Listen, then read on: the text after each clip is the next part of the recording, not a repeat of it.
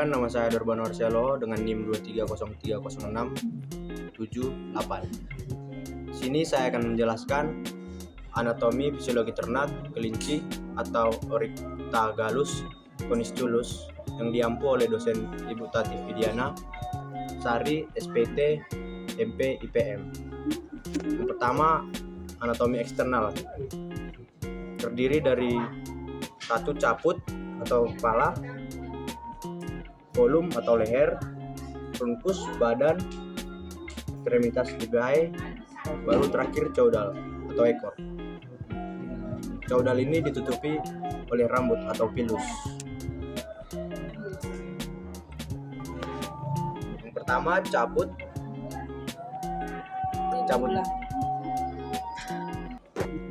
Yang pertama, bagian cabut atau kepala. Bagian cabut kelinci terdapat organ-organ. Yang pertama, primaris, dibatasi oleh labium superior memiliki celah di tengahnya sehingga tampak dantes incivitus. Lalu labium interior. Lalu fibrase atau rambut kaku yang panjang, labium superior. Lalu ada nares externus, lubang hidung bagian luar. Lalu ada organus pissus. Organus pissus ini terdiri dari bulbus oculi yang terdiri dari kornea, iris, dan pupil. Palpera atau kelopak mata terdiri dari palpera superior, palpera interior, dan plica seminalis, yaitu membranae nictitans yang telah mereduksi terdapat di sudut mata dekat hidung. Lalu ada organus auditus terdiri dari pinnae, aurillae atau daun telinga, dan porus oticticus. Lalu ada externus atau lubang telinga bagian luar. Yang kedua ada trunkus. Trunkus terbagi atas beberapa daerah. Yang pertama itu toraks atau dada, abdomen atau perut, glutae atau pinggul, liruneum atau otot sekitar alat genital. Ada beberapa organ yang terdapat pada trunkus, yaitu umbiculus, lalu ada mamae dengan papilla mamae yang terletak vaginal, baru terakhir ada anus. Yang ketiga ada ekstremitas liberae, ekstremitas carnialis, terdiri dari pertama itu brachium disokong oleh tulang humerus, lalu ada antebrachium disokong oleh radius dan ulna, lalu ada manus terdiri dari carpus disokong oleh tulang karpal, metacarpus disokong oleh tulang metakarpal, lalu digiti disokong oleh plangales. Lalu ada ekstremitas caudalis yang terdiri dari pertama itu femur yang disokong oleh os femur, lalu ada crus disokong oleh os tibia dan fibula. Lalu ada pes terdiri dari tulang tarsus yang disokong oleh os tarsalia. Lalu ada metatarsus disokong oleh os metatarsalia. Selanjutnya ada digiti 3 buah disokong oleh plangales. Yang terakhir ada palpula menyerupai racak atau rumula. Topografi organ dalam. Yang pertama itu ada hepar, warnanya merah tua, terdiri dari beberapa lobi. Yang pertama ada vesica pelea, caudal dari hepar. Kedua ada esophagus, perhatikan bentuknya. Lalu ventriculus, lalu lien dari caudal ventriculus. Intestinum tenue, terus caesum besar hijau tua, intestinum crassum seperti manik-manik, lalu trakea ada yang membentuk seperti cincin tulang rawan, lalu bronkus cabang dari trakea, lalu pulmo, lalu cor warna merah. Baiklah, selanjutnya sistem digestori. Yang pertama glandula salivari, kelenjar-kelenjar ludah yang bermuara di rongga mulut.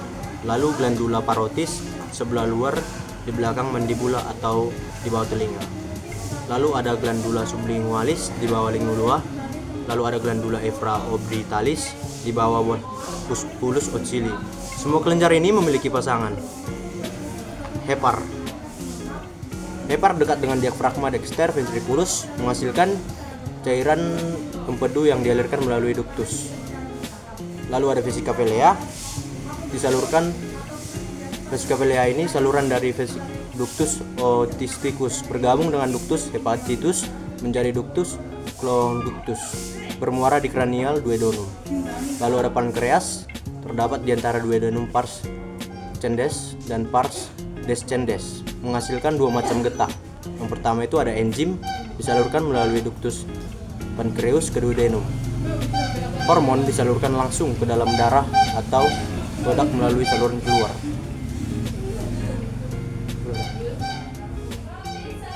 Sistem pernapasan terdiri dari nares exertus, cavum nasi, nares intertus, glotis, larynx, trakea, tersusun dari cincin tulang rawan. Bifurcatio trachealis, percabangan dari trakea, bronchus sinertis dan dexter. Lalu ada pulmo, terbagi menjadi dua bagian, yaitu pulmo sinister terdiri dari dua lobi. Pertama lobus superius, lalu lobus inferius. Pulmo dexter terdiri dari tiga lobi. Yang pertama itu lobus superius, lobus medianus, dan lobus inferius. Sistem sirkulasi darah. Yang pertama itu ada cor atau jantung, terdiri dari anterium dexter, anterium sinister, vertical dexter, dan vertical sinister.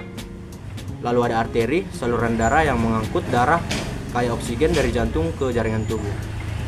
Lalu ada arteri pulmonalis, pembuluh darah yang mengalirkan darah terdeoksigenasi dari jantung kapiler ke paru-paru. Lalu ada vena, pembuluh darah yang mengangkut darah terdeoksigenasu kembali ke jantung dari organ tubuh. Lalu ada vena pulmonalis, pembuluh darah yang mengantarkan darah beroksigen dari paru-paru ke jantung. Enzim pada proses pencernaan. Yang pertama itu ada enzim petialin, terdapat di dalam air ludah yang dihasilkan oleh kelenjar ludah. Fungsi enzim petialin ini mengubah anilum menjadi glukosa. Lalu kedua ada enzim amilase, dihasilkan oleh kelenjar ludah dari mulut dan pankreas. Fungsinya mengubah amilum menjadi maltosa. Lalu yang ketiga ada enzim maltase, terdapat di usus 12 jari. Berfungsi mencegah molekul maltosa menjadi molekul glukosa. Dan enzim yang keempat, enzim pepsin, dihasilkan oleh kelenjar pepsinogen yang terletak di lambung. Pepsinogen ini bereaksi dengan asam lambung menjadi pepsi, berfungsi memecahkan molekul protein menjadi pepton. Lalu yang kelima ada enzim tripsin, dihasilkan oleh pankreas, lalu dialirkan ke dalam usus 12 jari, berfungsi memecahkan molekul pepton menjadi asam amino. Lalu yang keenam ada asam klorida atau HCl, atau biasanya disebut asam lambung, dihasilkan oleh kelenjar dalam dinding lambung, berfungsi untuk membunuh mikroorganisme tertentu yang masuk bersama-sama dalam makanan. Yang ketujuh ada cairan empedu, dihasilkan oleh hati dan ditampung dalam kantong empedu, berfungsi untuk memecahkan molekul lemak menjadi butiran-butiran yang lebih halus sehingga membentuk emulsi. Lalu yang kedelapan ada enzim lipase, dihasilkan oleh pankreas dan kemudian dihasilkan dalam usus 12 jari. Enzim lipase juga dihasilkan oleh lambung, tetapi jumlahnya sangat sedikit. Enzim lipase berfungsi memecahkan molekul lipid menjadi asam dan gliserol. Sistem pencernaan ruminansia. Yang pertama adalah rumen. Rumen berfungsi sebagai presentasi oleh mikroba dan sebagai tempat absorpsi pipa dan sebagai tempat pencampuran pakan. Yang kedua ada retikulum. Retikulum berfungsi sebagai presentasi oleh mikroorganisme dan sebagai tempat absorpsi FFA, air dan amonia. Yang ketiga ada omasum, berfungsi sebagai penyerapan air, asam lemak tertentu dan natrium. Makanan masuk ke dalam omasum secara bertahap sehingga penyerapan sari makanan juga secara bertahap. Yang keempat ada obamasum atau perut sejati pada ruminansia yang berfungsi sebagai mengatur pencernaan secara enzimatis dan kimiani.